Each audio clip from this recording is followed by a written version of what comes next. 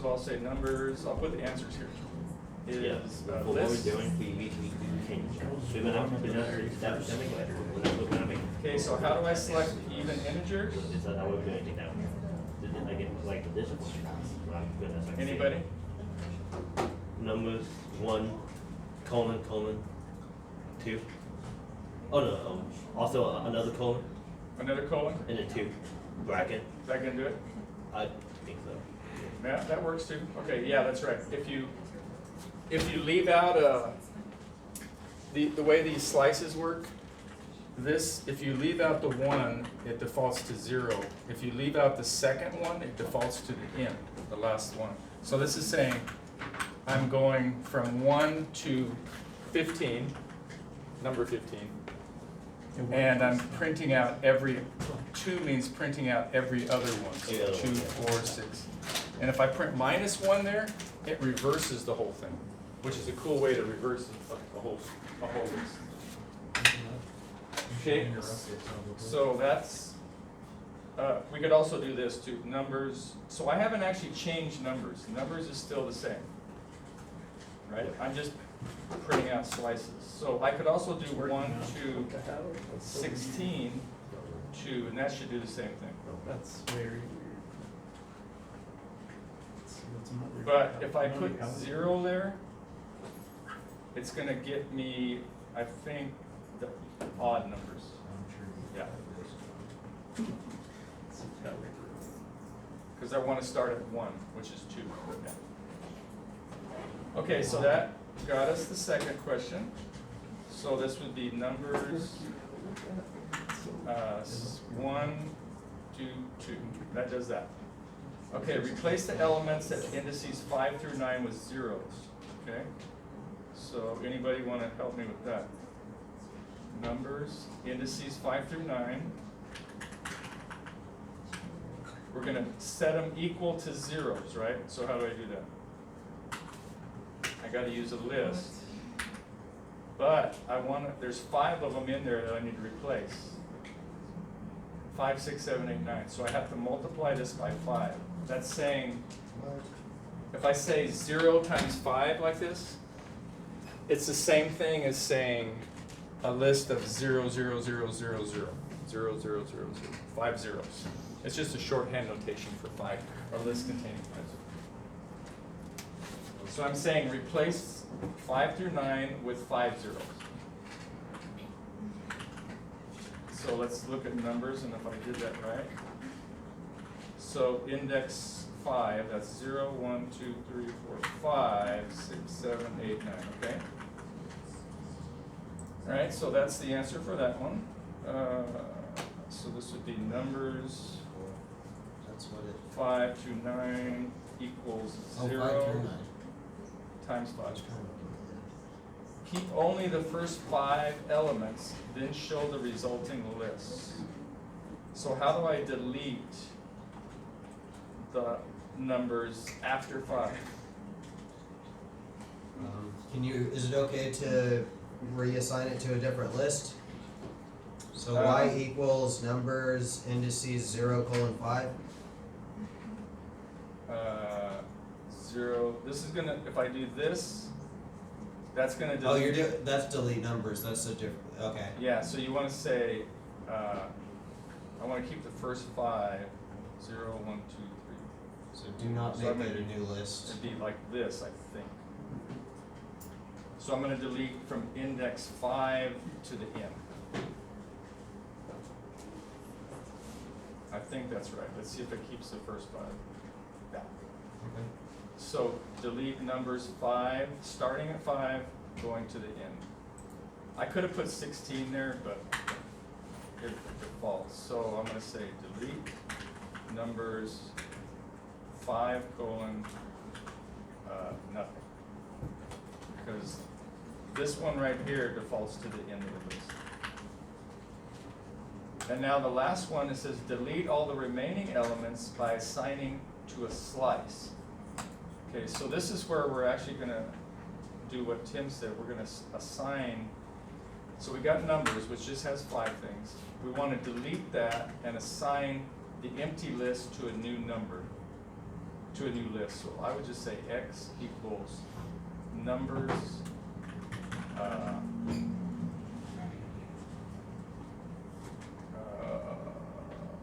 0 through 0, yeah. This is saying start at 0, stop at 0, which is nothing, it's an empty list.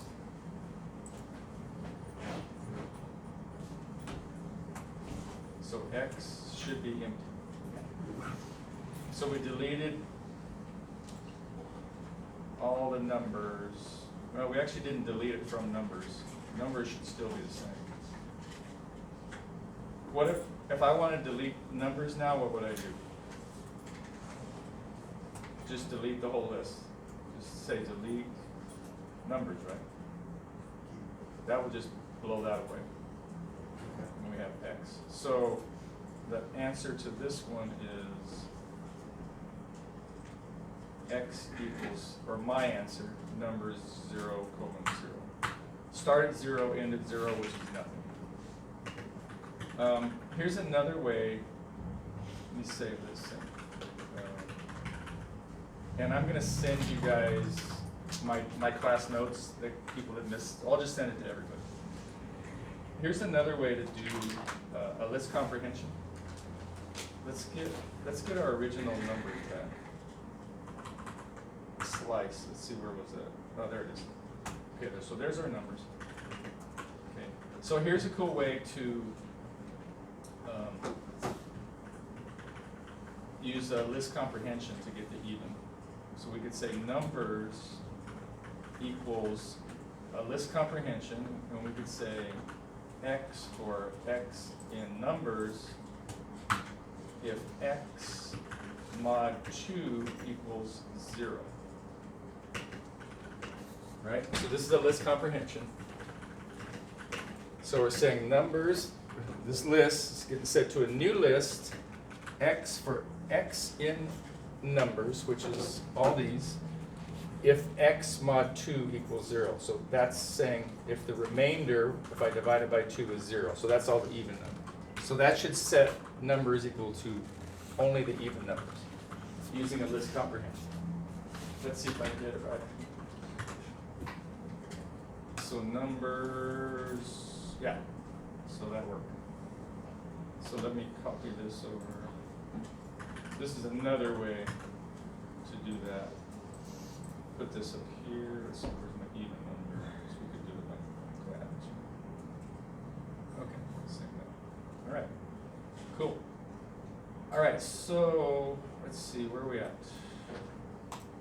Oh, okay, let's see, we got 15 minutes. Okay, let's cover list comprehensions a little more.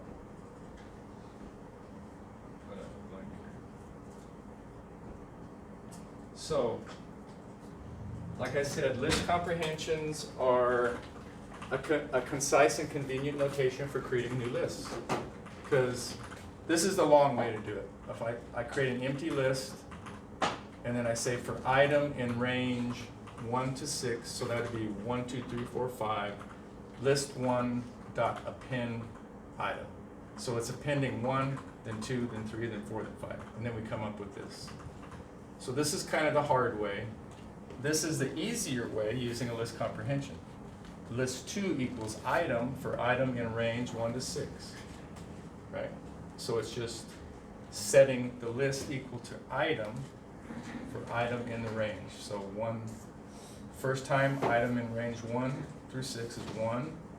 So that's 1, and then 2 gets 2. So this is a quicker way to do it. You can also perform operations in a list using a list comprehension. So suppose I wanted to, instead of storing 1, 2, 3, 4, 5, I wanted to store the cube of 1, 2, 3, 4, and 5. So I just say item exponent 3 for item in range. So that now gives me the cube, which is pretty nice, right? So that's a cool way to create a list of the cubes from 1 through 5, list 3. This is what I just showed you. You can use filtering or list comprehensions with if clauses. So I'm saying item for item in range 1 through 11 now, if the item mod 2 equals 0. So this is going to create a list from 1 to 10, containing 1 through 10 actually, and it's only going to print out the even numbers. And it does that. That's what we just figured out earlier. So you can do list comprehensions with if clauses. That's called filtering. Let me scroll this up a little.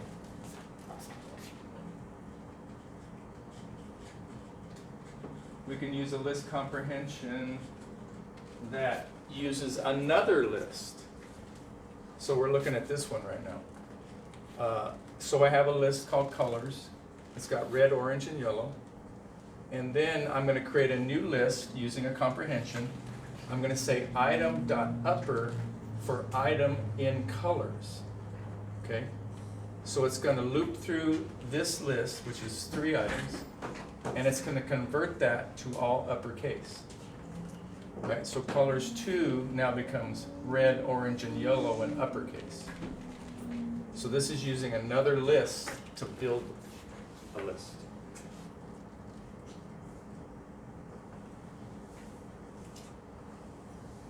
And then here's using the actual filter command.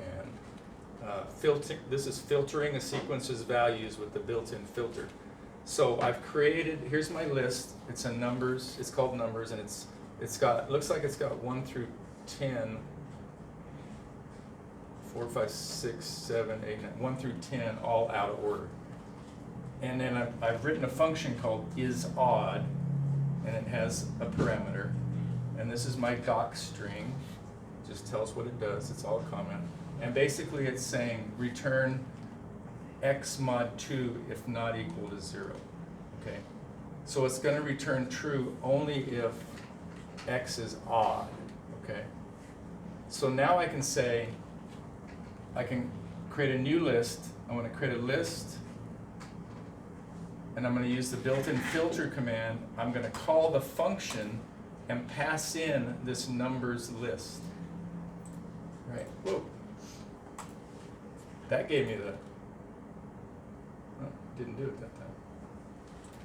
So here I'm using filter, passing a function that I just wrote to get only the odd numbers.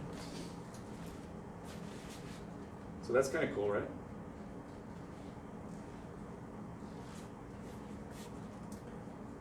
And if we wanted to be even more clever, we can use a thing called a lambda.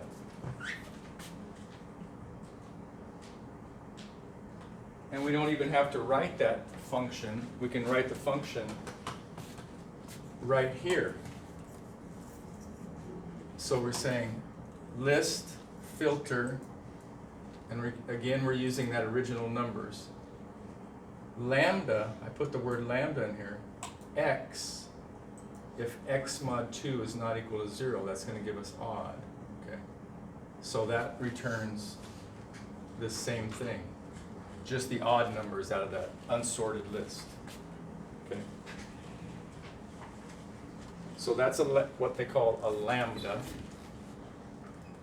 I don't know if you'll get into that. We'll get into that very much, but I just want to show it to you. And then there's a way to map a sequence's values to new values with the built-in map function. So basically we're saying we're going to map that 10 to that 100, that 3 to that 9, that 7 to that 49, that 1 to 1, 9 to 81. So each one gets mapped to another one. Can you tell what the function is? What function do I need to get from 10 to 100? Square, yeah. So here's the way you do that. It's not that hard. I'm going to create a list. I'm going to use the map function from one list to another. And here's my lambda. It means I'm going to write the formula right here. X for x squared, there's the 2 numbers. So that's the input, my list right here. For every x in there, I'm going to square it and return it to this new list.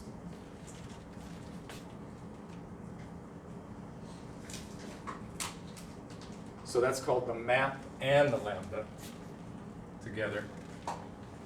And then a couple more things. We got a couple more minutes.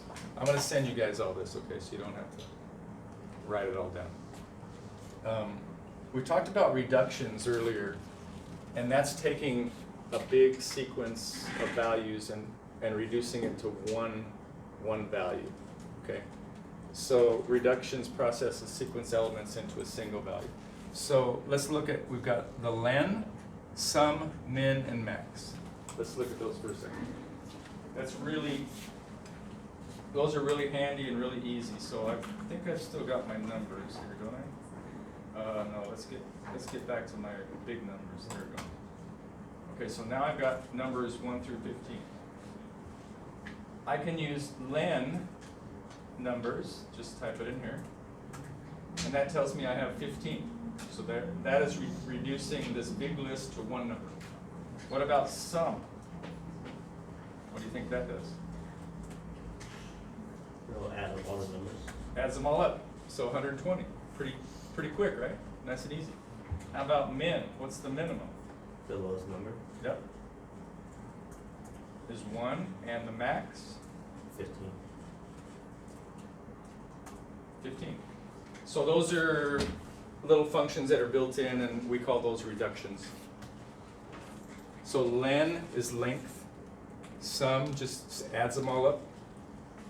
Min and max. So you can imagine if you had a really big list of like 1 million numbers and you wanted to add them up. It's really good for finding outliers Yeah, that are skewing things. yeah. And there's a standard deviations, and there's a statistics package that does a lot of stuff like that too. I showed you guys how to reverse a list before, right? So if I had, I don't have it up here anymore, do I? If I wanted to reverse this, oh, I have my red one, okay. If I wanted to reverse, there's a couple ways you could reverse a list. Let me get rid of this stuff here for a second. So if I had my numbers here.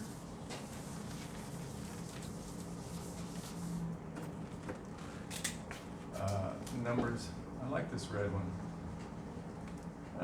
Let's say it's equal to, yeah, let's just make it 1, 2, 3, 4, 5. So does anybody remember how to reverse it?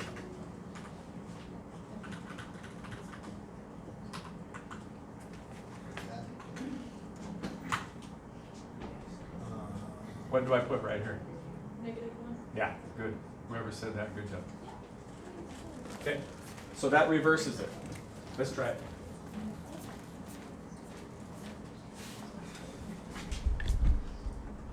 Do I still have my numbers? Yeah.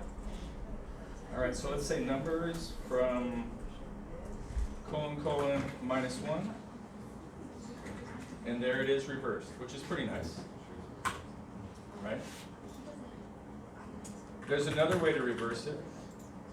We can say, we can use a list comprehension to reverse it. Item, so it's creating a new list. Item for item in reversed. This is a function called reversed numbers. So I'm setting a new list equal to item for item in reversed numbers. So there's a reversed function that does the same thing. It reverses it. And the last topic I want to cover today is what we call two-dimensional lists. Okay, 2D lists. So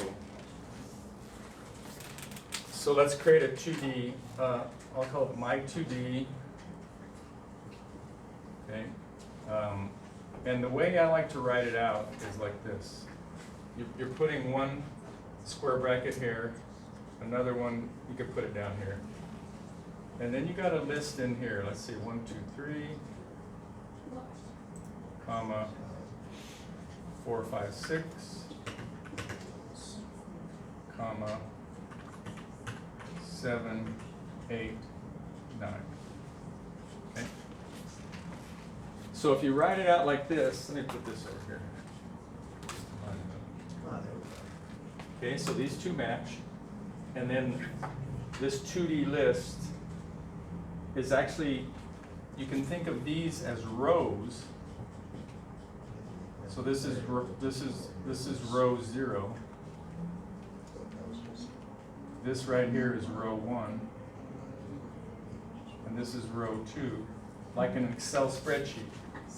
This would be column 1, or column 0 actually, right here. This would be column 2, or column 1, and this would be column 2. So this is like an Excel spreadsheet. Think of that. Like if you've got just a spreadsheet here. Got 3 rows and 3 columns. Got 1, 2, 3, 4, 5, 6, 7, 8, 9. Okay, so these are the rows, and they all start at 0, and this is row 1, and row 2, and this is column 0, column 1, and column 2. Okay, so a 2D list or an array. So how would I print out the number 5? You have to use 2 indices. So I would say print my 2D, and then I use row first and column. So what row is this in? Row 1, Run, so 1. And what column is it in? column 1. Column 1. So you use 2 indices to index into a 2D array. The first one is the row, the second one is the column. Okay, how would I print out 9? Now we want to print out the 9. So that's going to be my 2D. What's the row? 2. 2. And what's the column? 2. 2. And it starts at 0. So this would print out 9. And this one would print out 1, 1. Let's see, 1, 1 was 5. Yeah. Okay. So that's the last thing I wanted to cover. And this is pretty much the end of lists. This is all we're going to talk about. So when you What's that? That's a lot, huh? Yeah, lists are really cool, but yeah. Yeah, that's it. So you guys can take off. So when you Good job. import a CSV file, so your CSV, the first row is 1, unlike an index, right? So